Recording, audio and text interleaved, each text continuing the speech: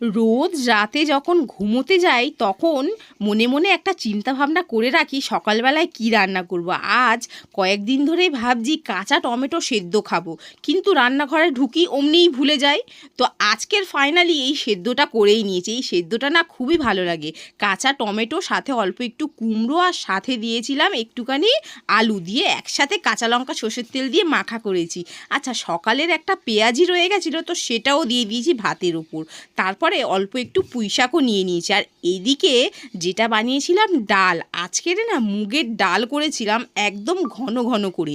আর এটা লাউ দিয়ে বানিয়েছিলাম। লাউটা একদম ঝিরিঝিরি করে কেটে রান্না করেছি। আগে যেমন লাউ রান্না করতাম বড় বড় ডুমো ডুমো কেটে রান্না করতাম, তবে এখন একটু যুগ পাল্টেছে, তাই আমিও পাল্টেছি। লাউটা একদম ঝিরিঝিরি করে কেটে মুগের ডালটা রান্না করেছি। উপর থেকে একটু ডালের মধ্যে ধনেপাতা কুচিও দিয়েছিলাম।